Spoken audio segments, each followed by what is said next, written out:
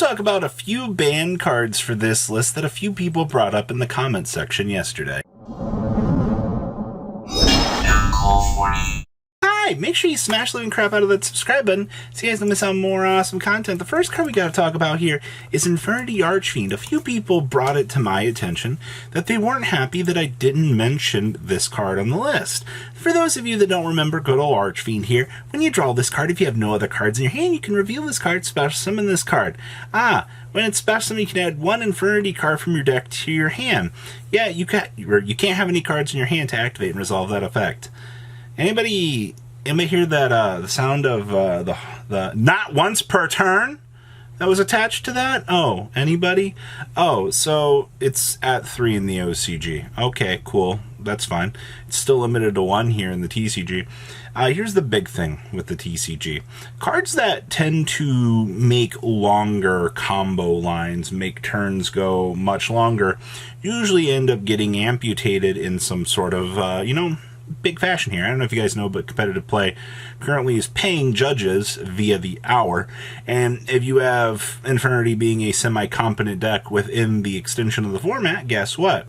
That's more money that you're going to have to put out from a company. It's going to have to hurt your overall sales as you watch the INFERNITY player take longer time to combo through these particular turns. So it just becomes much easier to keep things like this locked behind a limitation when on a corporate level, you're trying to pay less so you can still, achieve ample results. And I mean, once again, watching some of these INFERNITY turns that I've seen throughout the years, these things take long amounts of time.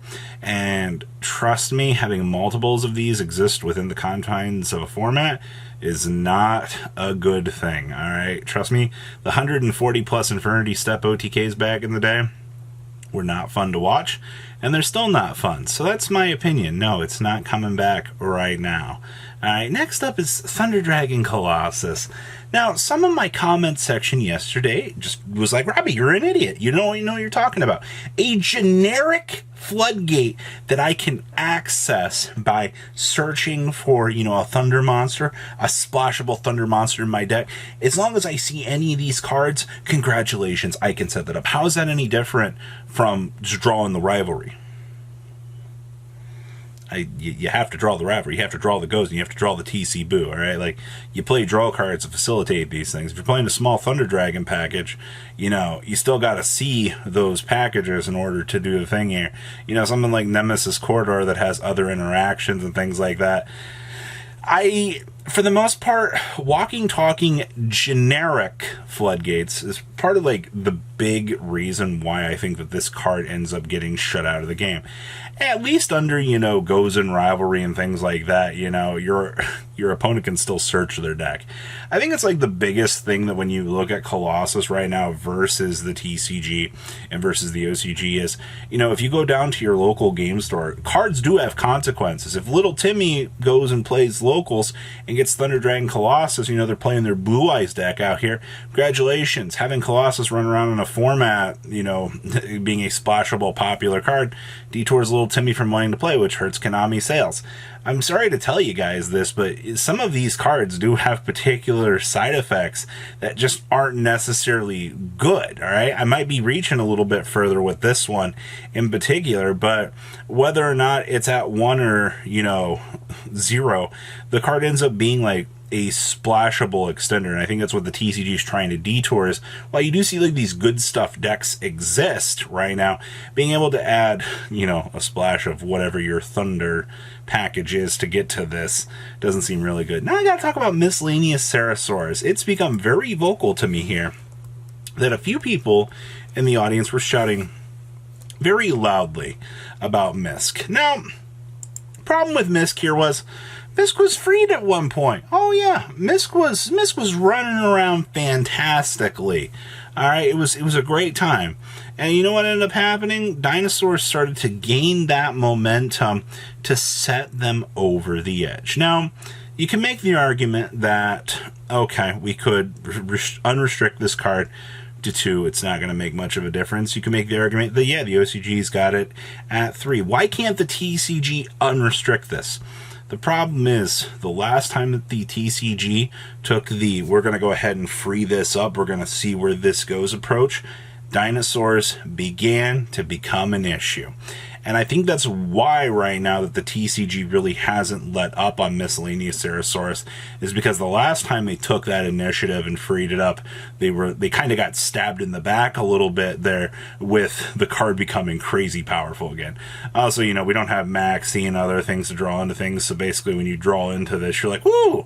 You know, you have the shit smile grin on your face, you're like, oh my gosh. And plus with Dynamorphia, I don't really want to deal with, you know, Rexstrom with a Miscellaneousaurus protecting it. That just sounds like a massively terrible experience. Congratulations, you can play your one Misc for the time being to protect that Rexstrom, but for now, I don't think that Konami as a company in the TCG really wants to let up on this just yet because of the last ramifications that we had with that last time. That's at least my logic with it.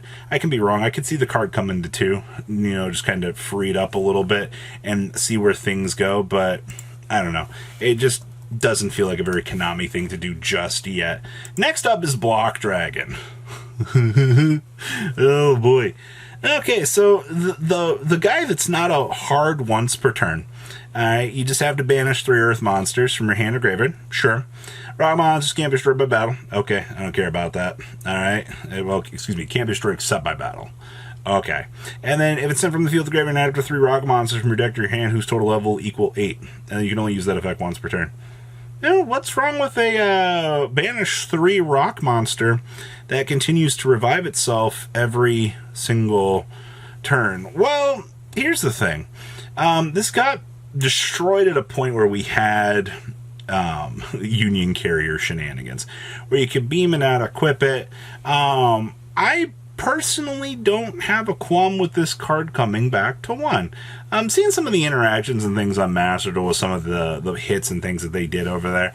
I think that 3 would be a little bit too much, but looking at how much we've power crept, you know, at Emancipator at this point in time, I think 1 Block Dragon would be fine. Does it facilitate much of a broken use? I mean, you don't have Union Carrier to beam it out anymore. Alright, so it kind of amputates some of that overall, like, minus that you would really get with that. But it's just kind of my 2 cents with this right now. I honestly, looking at Block Dragon fundamentally as a card, I understand the OCG has 3 of it, and sometimes that Emancipator does show up over there as a rogue deck. But just 1 Block Dragon, yeah, the massive searching can be a little bit of an issue. I understand that, but it's once again a combo deck that's got to get off of the ground and be able to do its thing.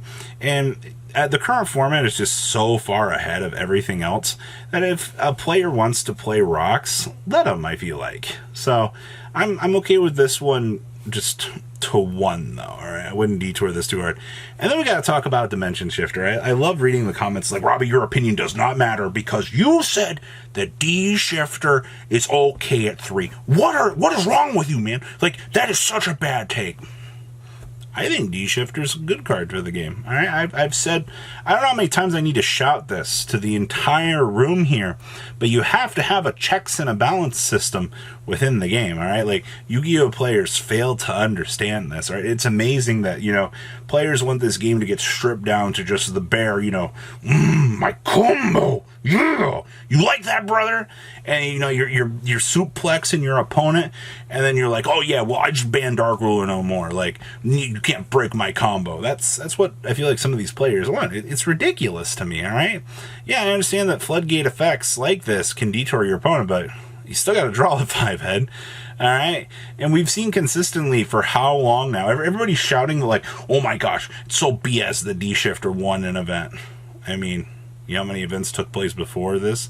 You know how many of those events D-Shifter was legal for? I got bad news for you.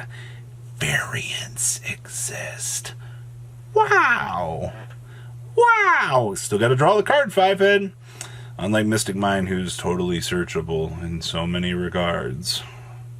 But that's my opinion right now. So, saying that Yu-Gi-Oh! Should be played one way, I understand that people like sharing their anuses on the internet. You know, an opinion is always going to be like an anus. Everybody wants to share it with everybody. It's perfectly understandable. I get it, all right? But today is not the day, all right? I think D-Shifter is a fine card to allow to exist within the confines of the format. Very, very, very, very interesting. But what do you guys think? Please leave a comment down below, tell me what you guys think, and I'll see your beautiful faces back here later in the day, guys. Peace out. Patrons, thank you.